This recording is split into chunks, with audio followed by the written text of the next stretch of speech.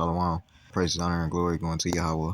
Bahashem Yahweh Shai, Bahashem Kakwadash. The honors to the elders and apostles of Great Millstone. Salutations to you, arguing that's out there pushing this truth with all honesty and sincerity, by way of the highways and byways, going on the streets teaching and preaching, and also by way of the internet. This is your brother Nayab, and I'm back with another news update. As you see, we got quite a few videos. We got a false Ishmaelite prophet, which, you can't be a prophet if you're not an Israelite. All right, it just doesn't work like that. And it's a lot of Islam movements that's going on. But without further ado, I'm gonna get into it. This is fair use, fair use, fair use. This, and also for educational purposes only. I am not making no money off these videos.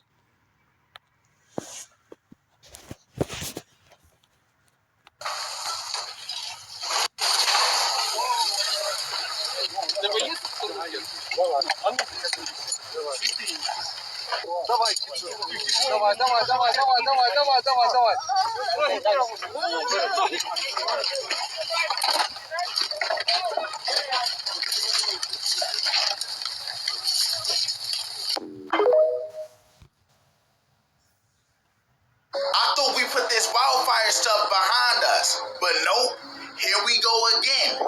New Jersey is on fire, y'all, and it's been burning profusely. The Jones Road wildfire is torching New Jersey right now. Over 12,000 acres has burned in 2 days, y'all. 12,000 acres in 2 days in New Jersey. And as of right now, no one can say who or what caused this fire. It's always those situations. They don't know what caused it. They don't know who caused it. They just know it wasn't lightning. And as of right now, they don't think it was like a wildfire, like due to heat and all that shit. But they do know when this fire started, it was hella breezy. The wind was blowing like shit, which pushed the fire even further, faster.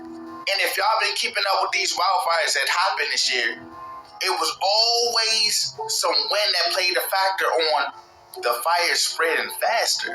So they said right now over 7,000 people are being told to evacuate. And they said the fire is 40% contained. That's not enough. Are we about to see a string of fires again? This shit crazy, y'all. I'm going to keep y'all updated, so make sure you hit that follow button. Share this. Well, breaking fucks the news, and I'm sorry I gotta wake you up to some bullshit, but the Mississippi Governor Tate Reeves has announced that April of 2025 will be Confederate Heritage Month, continuing a 32-year-old tradition in remembering the heritage of the Confederacy.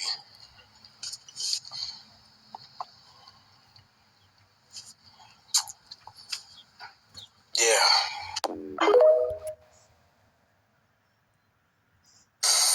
It's happening right now, and this case has such huge implications for parents across America. The U.S. Supreme Court is hearing oral arguments in a case that could grant parents unprecedented power over their children's education. The court is set to decide whether we, the parents, have the right to opt our kids out of reading books focused on gender and sexuality. Breaking fuck the news. Donald Trump takes to Truth Social to damn near plead and beg for Vladimir Putin to stop the attacks because last night they proceeded to bomb Kyiv.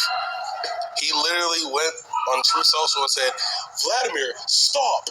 People are dying. Motherfucker, we've been saying this for 4 years.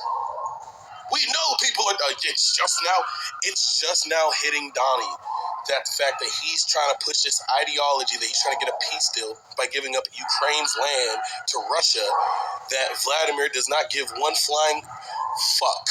He didn't call him Putin. He didn't say President Putin. He said, "Vladimir, stop." Like, they're on first name basis with each other. They're friends. He said, "Vladimir, stop. People are dying. This is senseless. A peace deal must be done." Yeah, motherfucker, because you're starting to realize your word don't amount to shit and nobody respects your little... Sorry. I was having a little. Sobering statistics tonight. New data from Harris County Health shows cases of HIV and other sexually transmitted infections are on the rise in our area and rising faster than anywhere else in Texas. Tonight, Matt Doherty looks at which parts of the city are seeing the highest rates of new cases. He joins us live tonight in West Houston. Matt? Yeah, the study shows the rates of new cases are rising across the board, even among some diseases you may have thought were long gone. HIV, syphilis, gonorrhea, chlamydia, all of those. So it's a big issue we have here in our community. Legacy Health's Director of Health Navigation, Jill Johns, sits down to discuss what nobody wants to talk about. A trip or a burning sensation when they pee or a discharge from their genitals. Sexually transmitted infections. Harris County and Houston in particular has been surpassing the rates of STIs in Texas. Due to the lag for required reporting, the most recent data in the report covers the time period between 2016 and 2022. What it shows is alarming. Between 2016 and 2022, the rates of syphilis in our area doubled, which is definitely concerning. Here's a map of the zip codes where the rate of syphilis is the highest, then the area near Old Spanish Trail. For chlamydia, the zip codes with the highest rates are the Medical Center area, LaPorte, and downtown. Ages 15 to 24. Then there's gonorrhea, which has an infection rate that is surging in the area of the Medical Center, followed by downtown and then Sunnyside. The highest rates of new HIV cases were seen in Montrose, followed by the Second Ward and then Setgast. Although the infections are found in basically every demographic in Harris County, the study found that there is one population that is testing positive for them more frequently. Particular Black women. So Black women who are heterosexual are frequently getting STIs at a higher rate than other groups. The best place to start is from a position of knowledge. Legacy Health offers free and confidential HIV and STI testing, and some results you can learn within minutes. Houston, I'm Matt Doherty, KHOU 11 News.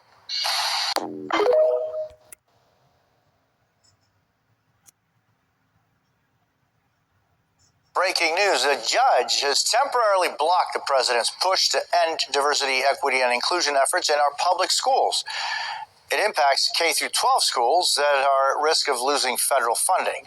This after he signed a flurry of executive orders, the president, that include calling on the Education Department to overhaul the accreditation process that currently ensures universities meet certain standards before receiving federal funds, and taking aim at the Obama-era policies that were meant to end suspension and expulsion practices disproportionately impacting students of color. So, did y'all see what Will Smith did? Let me show you. I gotta give him credit. He on his knees and sitting at the same time. I didn't know this was possible. You know, with all the stuff going on right now, Shannon Sharp, Kanye West admitting that he gobbled his boy cousin, I just can't deal with this right now, bro. Somebody said this is some type of challenge on TikTok right now where you gotta be a kid. I never seen the challenge personally, but people on social media are not, taking this lightly. You got some people blaming Jada for this, saying that they don't know how she caused it, but somehow this is her fault. You have other people saying that Will Smith is entitled to have fun. He's just playing around. People need to get their mind out the gutter. And others are saying that he's a grown man, that everyone's tired of seeing all these grown men crash out on social media, especially those pushing 60. Hey, it is what it is. What do you guys think about this, bro? I don't know. Russia has issued a nuclear threat to the UK, warning Britain to not send troops to Ukraine, saying that it could lead to World War III. Russian Defense Minister Sergei Shoigu has claimed that Europe is secretly preparing for war against Russia by 2030 after Shoigu criticised the idea of British and EU forces sending Western peacekeepers to Ukraine. He argued that these troops would come from NATO countries, whose presence in which Russia has always opposed, saying that doing so could lead to a direct clash between the two, subsequently to World War III. Shoigu has warned of Moscow's readiness to use both nuclear weapons and restart atomic weapons testing in the Arctic for the first time since the Cold War. Breaking news now in Washington, the Trump administration has asked the Supreme Court to let them start enforcing a ban on transgender people in the U.S. military. The president's executive order, signed back in January, has been blocked from taking effect after a lower court ruled that it violates equal protection principles.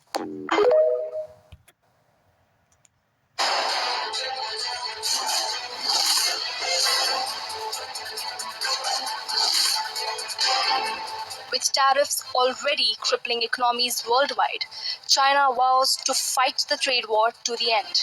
Their message, the law of the jungle is not the future of global trade. In a powerful statement, China made it clear it will never accept deals made at its expense. The retaliation, they warn, is inevitable if this continues.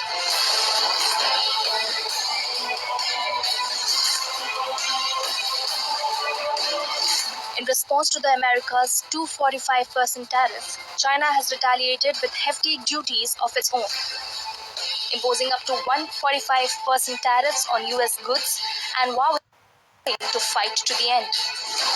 With the world's largest economies locked in a bitter conflict, the stakes couldn't be higher. The global markets wait for what's next in this escalating trade war.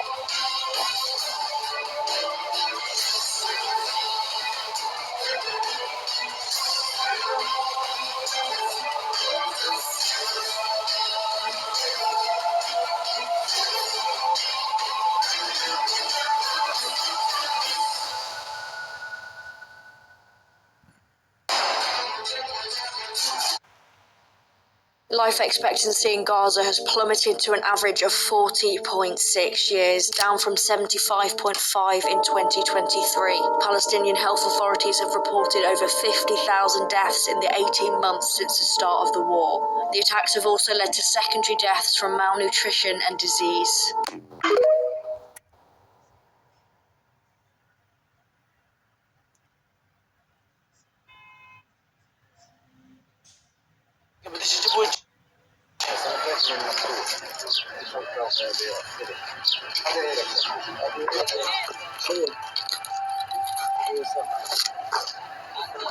Our analysis shows that the per recorded incident strike by the media in Gaza since October 2023 has a kill rate of around 4 times greater than previous IDF incursions into Gaza. And so the question has to be are they using these weapons proportionally, given that they have shown in previous attacks that they've been able to be more prohibitive in their use of weapons?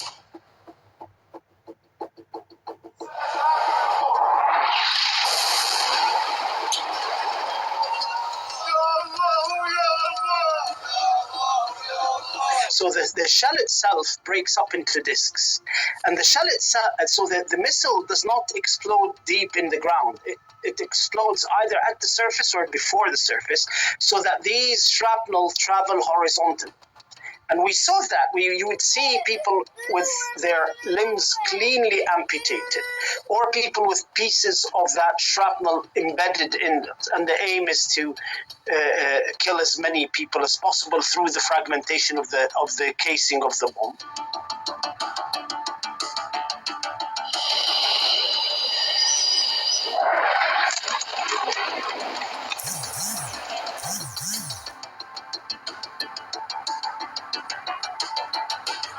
I think I have one of the greatest concerns for the use of the 2,000-pound BLU-117 bomb. This is an enormous bomb that's dropped from F-16 aircraft, and it has no guidance system. The use of 2,000-pound bombs over densely populated areas is almost certainly going to cause very high civilian casualty rates.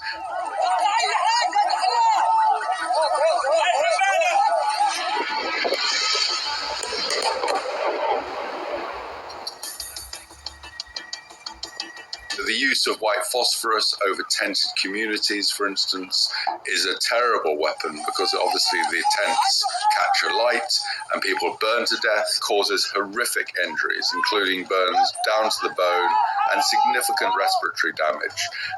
And it's considered illegal under international humanitarian law, IHL, for its use near civilian areas. And in the areas where we know it's been used, it seems almost to have been used as a punitive effect rather than in any military strategy.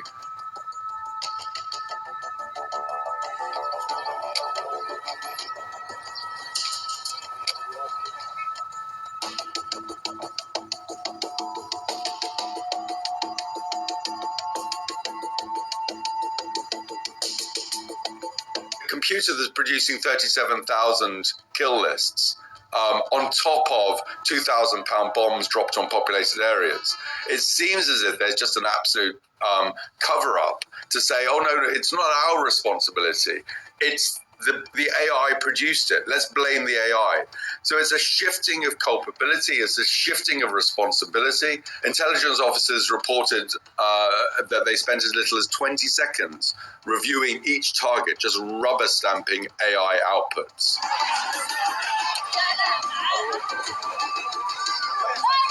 So one has to ask the question, are these 2,000 pound bombs being used as a land grab to destroy Gaza's infrastructure, to kill off huge numbers of civilians purposefully? Why does Israel, with its reputation of settler incursion into Palestinian areas, why does it want to make huge tracts of Gaza uninhabitable?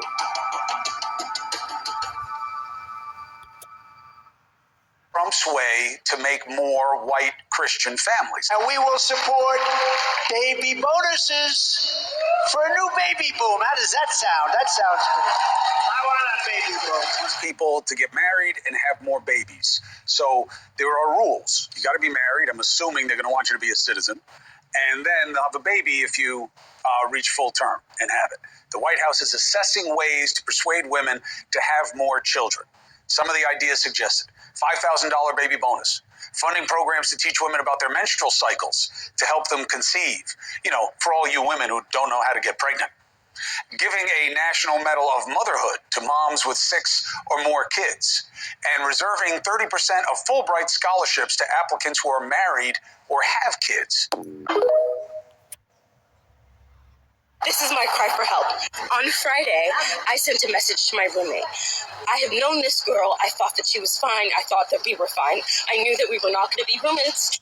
I knew that we wouldn't be roommates for the next year, but I was honestly okay with that. So on Friday, April 11th, I texted my roommate saying that she needed to be more quiet in general on the phone. This is the text message that I sent to her on Friday at 7 p.m. In this message, I said, can you please be quiet?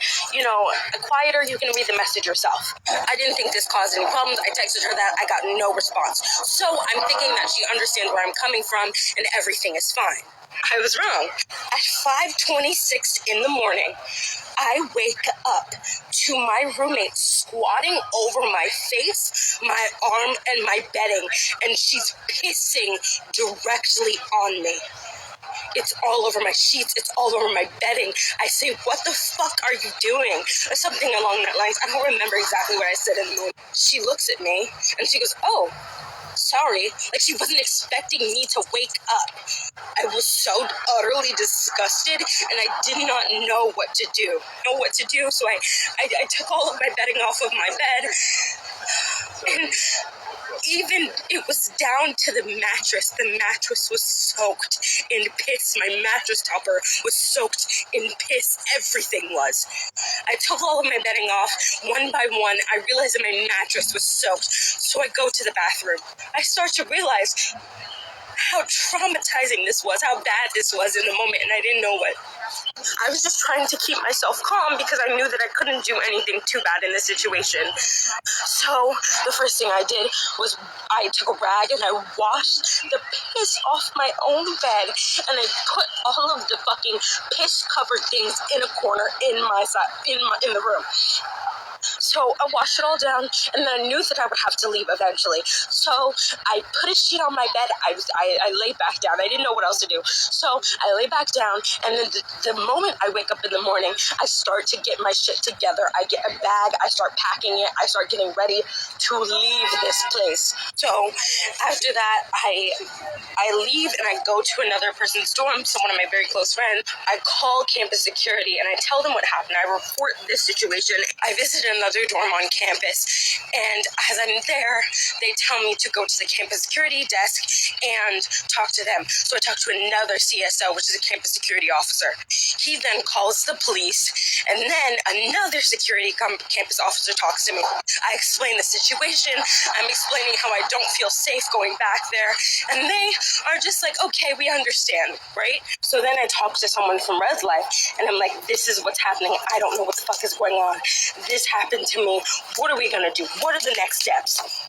And she's just like, oh, we can do nothing until Monday. This incident happened Saturday morning. So yesterday night, I had no place to stay. I had to stay at a friend's dorm. Thank God that I was able to stay somewhere. But that should not be the exception. It should not be okay to pay so much for security and you're not secure. I come back to the dorm and I'm packing up all of my shit. Not all of my shit because I can't. So I'm packing up anything that I feel like is valuable to me and I get out of there. I'm at the security desk of my dorm and I ask him, what are they going to do for me? Is there any RA that can come see my room? Is there anyone that can come attest to this or just, address this? I talked to someone on the phone, an incident reporter or something like that. He says to me that there is no way that they will find a place for me to go and nothing will be done until Monday morning. So I'm stranded. My phone is in charge. I go to a friend's dorm. It was a lot. So then after that, it's Sunday now. Nothing has been done. My roommate is casually at my apartment after she committed a crime against me. I filed a police report. I did all of the right steps. I don't know what else I could have done. This is my cry for help.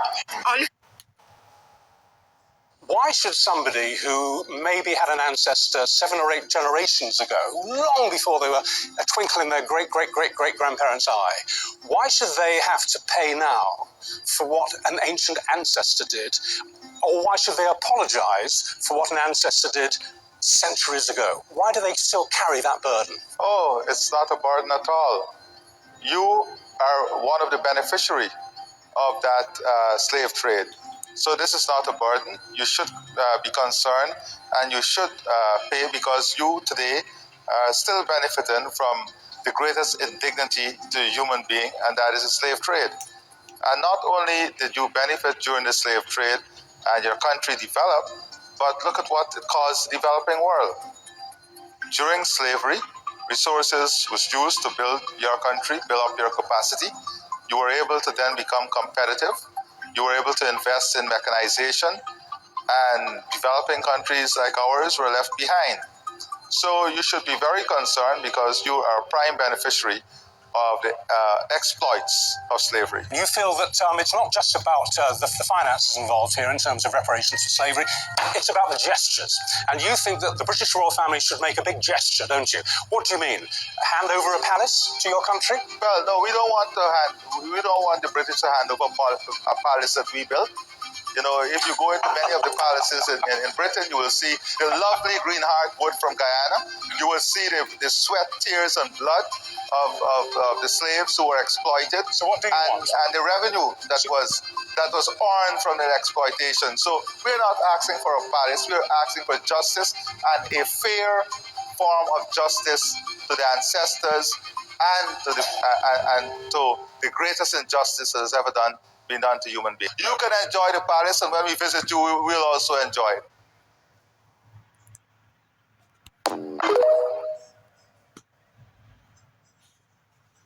That breaking news of an arson arrest just made in connection with that massive wildfire still burning in Ocean County. That's right. The details are just coming into Action News. The Ocean County Prosecutor's Office says 19-year-old Joseph Kling from Weirtown is responsible for that fire and at its height caused thousands of people to evacuate. At last report, it has burned around 15,000 acres and is about 50% contained. Action News reporter Catherine Scott joins us live in Weirtown with the breaking developments. Catherine. That's right, guys. We got that breaking update this morning from the Ocean County Prosecutor's Office that 19-year-old Joseph Kling of Weirtown has been charged in connection with this wildfire. Authorities used GPS to plot the origin of the fire. The investigation led them to Kling. Authorities say Kling started a bonfire using wooden pallets and then left the area without properly putting out the fire. So far, this fire has burned around 15,000 acres. Nothing at all. It's completely gone. There's about $5 million in product inside. Lost everything. And it came so far, and now it's all gone in one day. James Herbst had rushed to his family's business in Lacey Township, but there was nothing they could do. Liberty overhead door and awning consumed by the flames. The Jones Road wildfire was first spotted by a staffed observation tower around 9:45 Tuesday morning in the Greenwood Forest Wildlife Management Area in Barnegat Township. By Tuesday evening, the flames had spread into Ocean and Lacey Townships. Crews continued the firefight from the air and on the ground, lighting backfires. Close to 5,000 people had to evacuate, but they could return to their homes yesterday morning. Robert Ziegenfuss is president of Weirtown Volunteer Fire Company and lives in the Laurelwick section. His fire company was getting ready for a crew change on Tuesday when he learned his family would have to get out. And found out my area was ready to be evacuated, and my wife just had open heart surgery 2 weeks ago. So, boom, I grabbed my son, my wife, get him right down to the firehouse. It's what we do. We're volunteers, you know. We do this because we love our towns, and we want to help our towns. And we actually just saw Robert again. He was behind the wheel of a fire truck reporting for duty again. As for Kling, he was taken into custody and he's awaiting his detention hearing. We're live in Weirtown. Catherine Scott, Channel 6 Action News. All right, Catherine, thanks.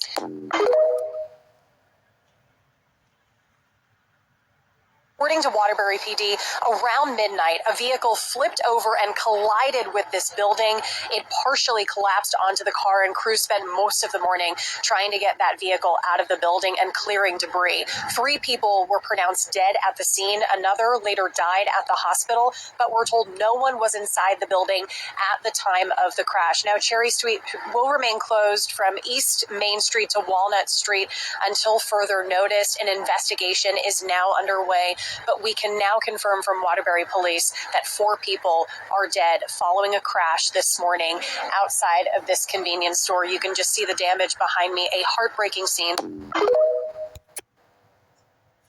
The US is set to demand that Putin of Russia accepts that Ukraine has a right to continue its military force. There is an important meeting about to occur in Moscow, and this is the line when it comes to what Russia must accept in any sort of ceasefire. And that does include a demand that Russia accepts that Ukraine will have its own military force and defense industry as part of any deal. This is going to be presented as an issue when Steve Witkoff, the U.S. Special Envoy, meets with Vladimir Putin next. It's not clear whether these are concessions that Vladimir Putin will be willing to accept. That would mean Putin does not achieve one of his stated war aims. When he invaded Ukraine, he said part of the objective was to achieve the demilitarization of Ukraine. I am more knowledgeable than any false pope, and I am appointed by name and the will of the prophets. My name is also on the tongue of Isaiah, who prophesied of the righteous servant, and he said, he will see his offspring and prolong his days, and the will of the Lord will prosper in his hand. According to you, Jesus a.s. had no offspring, and his days were cut short. But I am that servant. I am Abdullah, the righteous servant of God.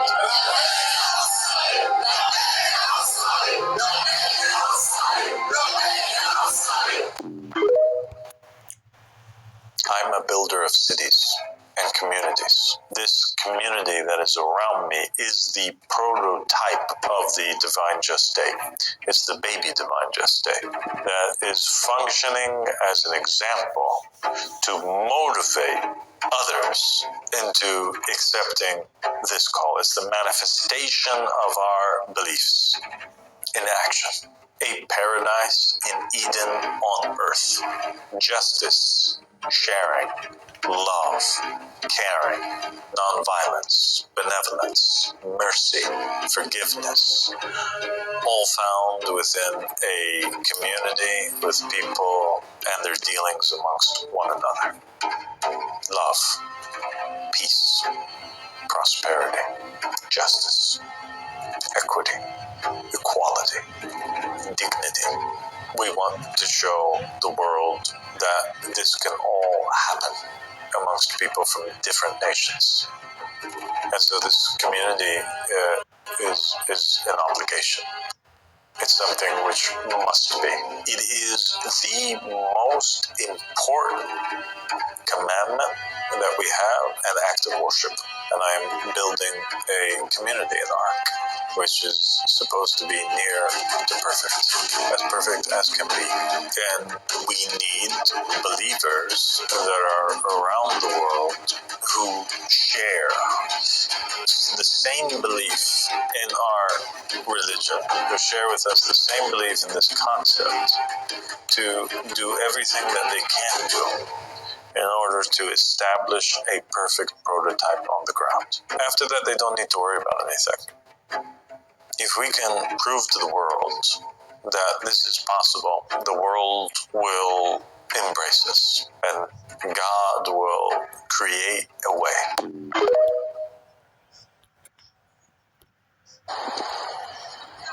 God not dealing with heathens. He ain't dealing with the Israelites.